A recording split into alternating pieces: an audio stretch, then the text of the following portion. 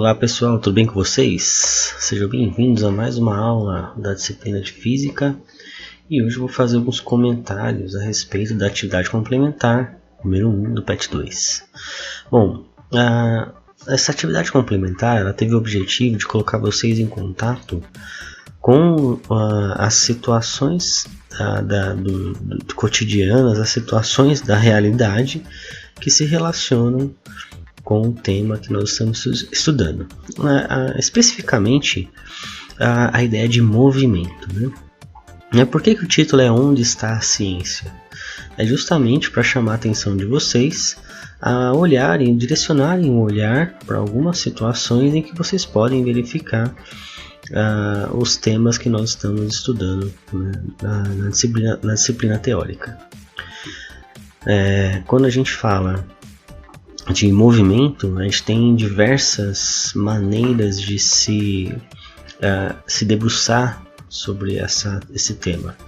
A gente pode observar o movimento e analisar o movimento considerando a descrição, né, descrevendo a velocidade, descrevendo a distância percorrida, descrevendo uma série de fatores, ou então a gente pode observar as causas do movimento.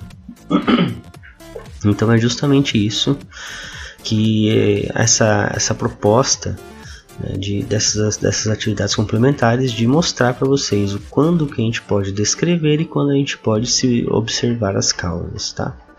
Aqui ela vai aparecer mais ou menos que tudo junto, tudo misturado.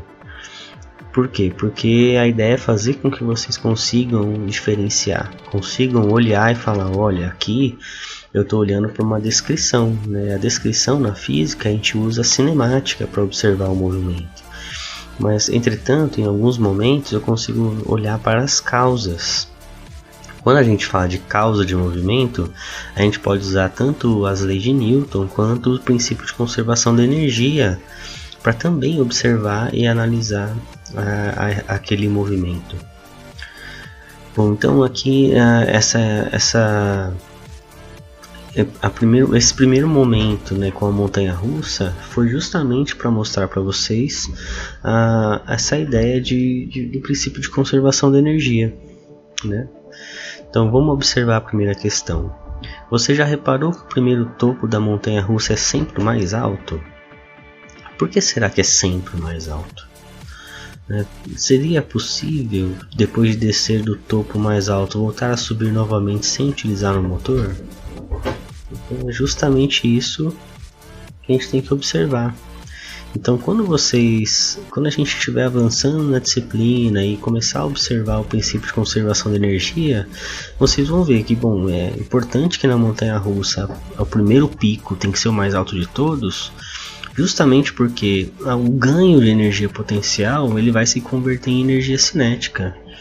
E independentemente do trajeto, se eu conseguir reduzir o atrito a ponto de diminuir as perdas de energia, essa montanha-russa ela vai poder sempre subir em uma altura muito próxima do pico mais alto.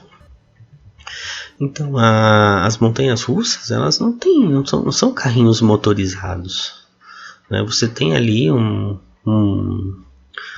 espécie de esteira, né, com ganchos, com dentes, né, uma corrente que auxilia o carrinho a fazer essa primeira subida, e depois dali é por inércia. A inércia e o princípio de conservação da energia, tá bom? Então esse sobe e desce, sobe e desce, sobe e desce, ele se dá a partir de uma engenharia, né, muito bem calculada para fazer com que esse carrinho complete todo o percurso, tá certo? Então assim, ele sobe e desce, não tem motor nenhum nesse carrinho de montanha-russa, né? Então esse é o primeiro momento, assim, essa primeira análise para vocês verem que eu nem sempre preciso ter um motor para fazer com que o movimento aconteça. 2. As montanhas russas possuem looping. Por que as pessoas quando estão no topo do looping não caem, já que elas ficam de cabeça para baixo?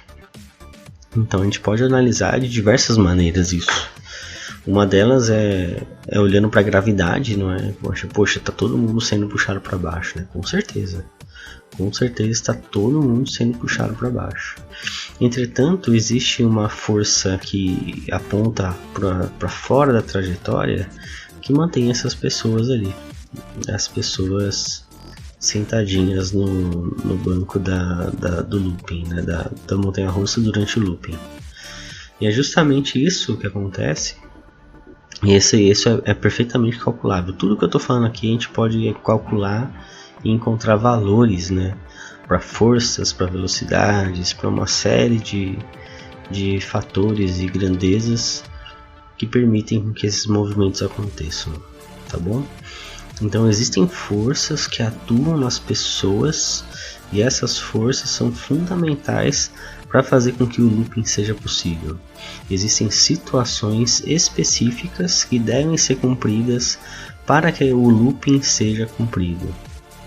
Então isso não é aleatório, tá, gente? Não é qualquer looping que vai dar certo. Como eu disse, existe toda uma engenharia por trás disso e essa engenharia é muito bem calculada, tá? Então, existe uma série de grandezas que nós vamos estudar daqui para frente e essas grandezas vão se relacionar com essas questões do que existem na realidade.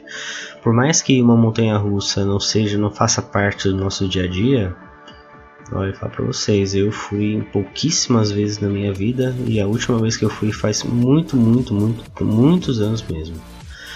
Então não é algo que é muito normal, muito comum, até porque não dá para ir em qualquer montanha-russa, né? Tem que ir numa confiável.